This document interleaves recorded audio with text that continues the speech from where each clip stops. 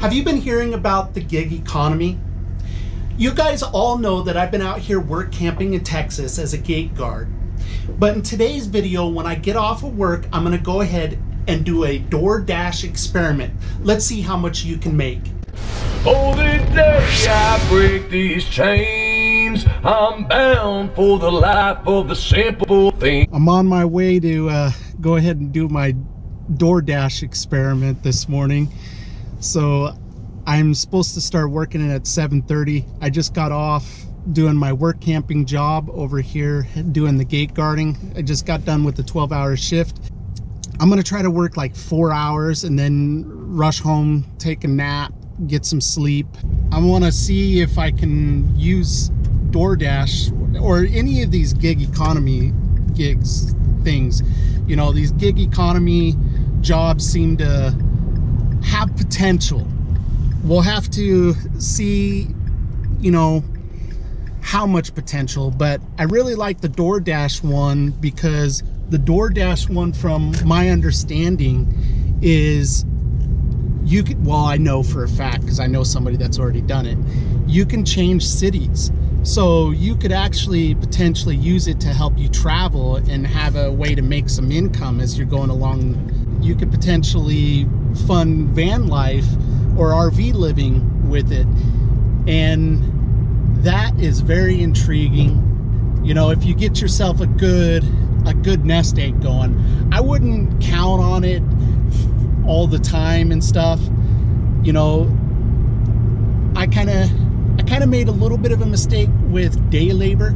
I counted too heavily on it. I didn't have myself enough of a reserve, and so I hurt my back. So like if you like got in a car accident or something like that, you know, you would be out your income opportunity. So that's, I would make sure you had a good chunk of money saved up if you were gonna use DoorDash to travel on.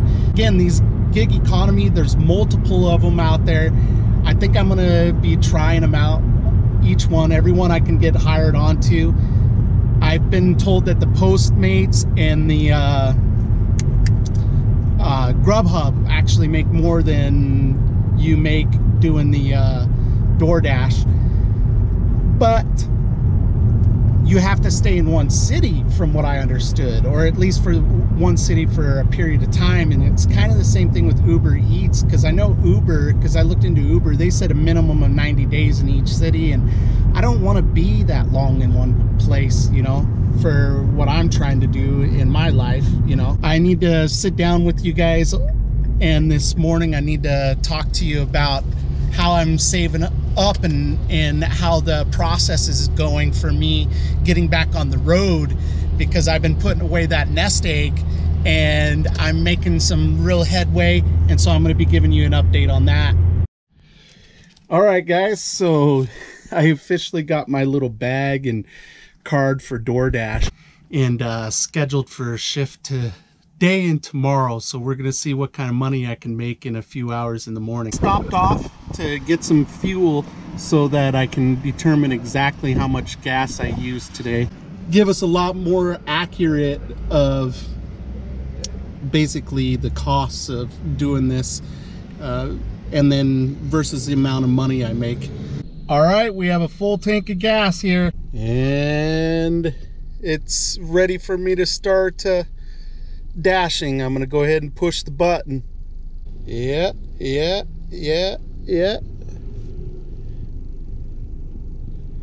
Start my dash.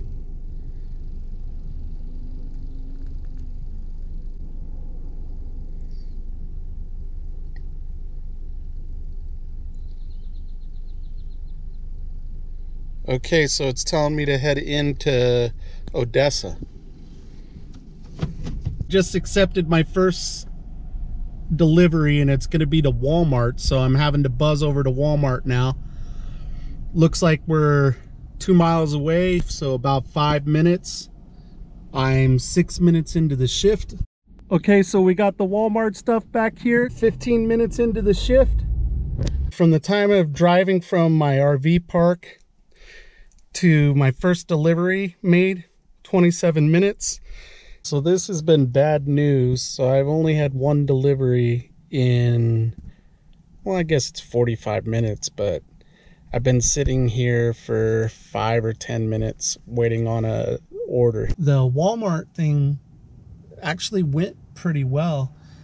There wasn't that crazy of a number of items. I had like 6-7 bags. I was able to carry them all myself into the guy's house. The guy came out as soon as I texted him, as it said on the directions, and then you know, he signed a little thing on the phone, and I was ready to get on my way. After waiting 30 minutes, guys, I got my second order here. It was a Chick-fil-A, which was just a couple blocks from me, and it looks like I'm 7/10 of a mile from it, so should be pretty quick. Doing really well until this last delivery. The last delivery was a nightmare. First of all, I had to order and pay for it, which meant I had to wait on the order in the first place. Then they screwed it up, so having it screwed up and everything was problematic, right? Because then I ended up taking like 25 minutes just waiting in the store. So I went past the 4 hours I meant to be here. It's 11:58. I started at 7:30, and I've made 87.39. I'm gonna go ahead and get some fuel when I get back by the RV park to kind of have our idea on what the real hourly wage was. There you go, $7.64 is what it cost in fuel. There we are, fully plumb full again. I'm good and tired since I went and did this a little longer than I expected because of the last delivery there, and then having a 12-hour night shift before I did it. You know, I'm gonna be ready for some sleep. Wrapped up over at the well site, and now I'm heading out to the RV, get a little bit of a change of clothes in, and maybe a quick shower if I have time before I go and do DoorDash again today. So I'm gonna do about 4.5 hours. I want to do an equal amount today as I did yesterday, so that I have a good sample for what you can earn on DoorDash over the weekend and stuff here in Odessa. And I'll do Midland another time.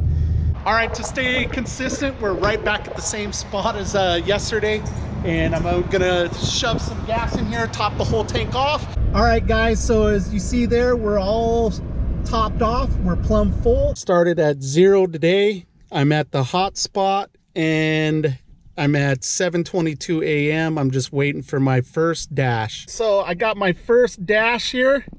It's to Walmart again. So $9.92 to do this one. Well, I just got my first tip. So I had an order from Denny's, and man, they took absolutely a ridiculously long time. I mean, I was like 20 minutes past the time that it was supposed to actually be delivered before I even left the Denny's with the food. I was in the Denny's for 53 minutes waiting on it. Not a good way to make money on that one, but I have to say that DoorDash did bump the pay $2 after I left, and then they also, the customer, when I got to their place, they actually tipped me, so that was nice. It doesn't make up for the full hour or anything, but at the same rate, it's nice that the customer cared enough to do that and everything. But it's the only tip I've gotten. You've arrived. So that's not a positive. I earned $103.09 today, plus a $4 tip. Today it ended up being about 4 3/4 hours because I went over a little bit. They landed me in, so it says 4.9 hours. Yeah, okay, 4.9 hours. Landed me over a little bit. So I'm gonna go and find out how much fuel I've used. We're only at 70.5 miles. I'm about 6 miles from the RV park. It's about the same mileage as yesterday. It was 76 full miles yesterday from leaving that gas station after I filled up to getting into Odessa, running around and getting back to that gas station. Okay, we're here at the gas station again and we have 78.4 miles.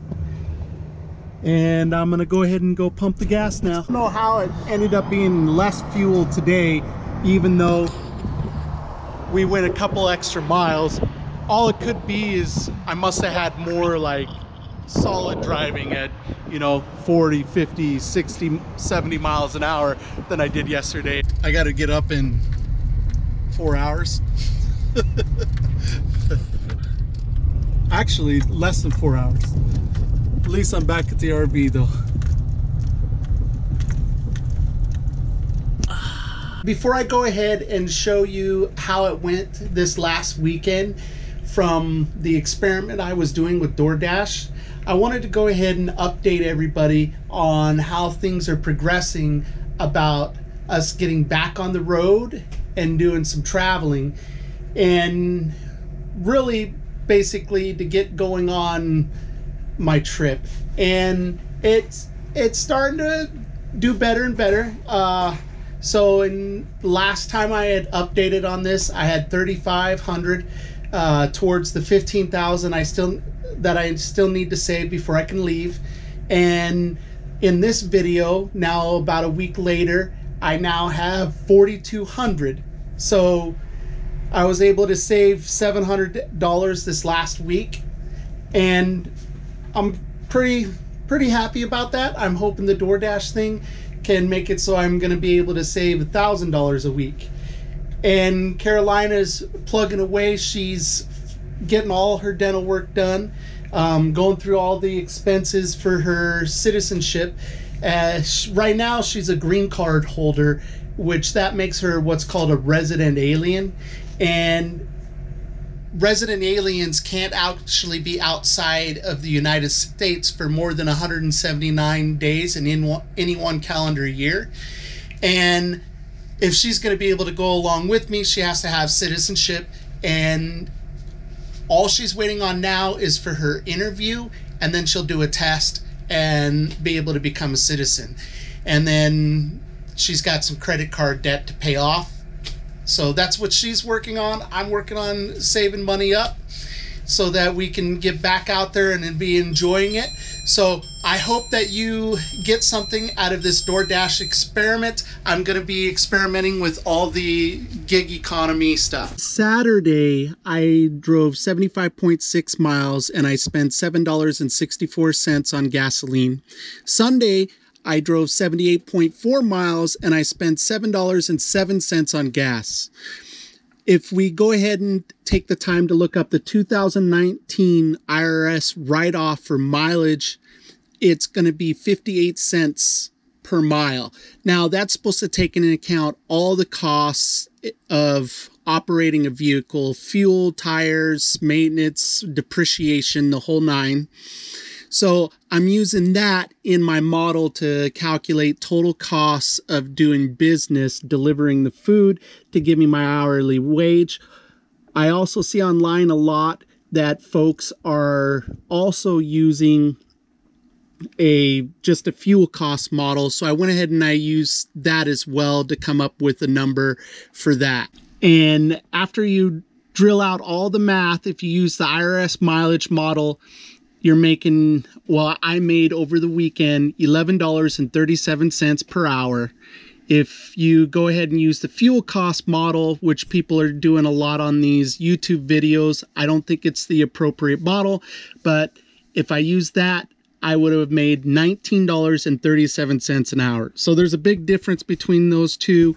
If you use the IRS mileage model, that's a much more realistic, true earnings that you had. Near Indian Gardens where temperatures soar.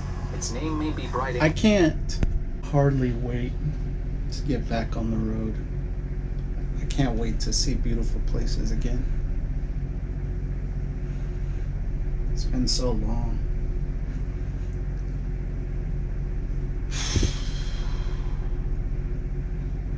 It's cool. I'm finally in the countdown though. Get out there, connect with people, live your big story, and make sure you do something every single day to reduce world suck. Peace, guys.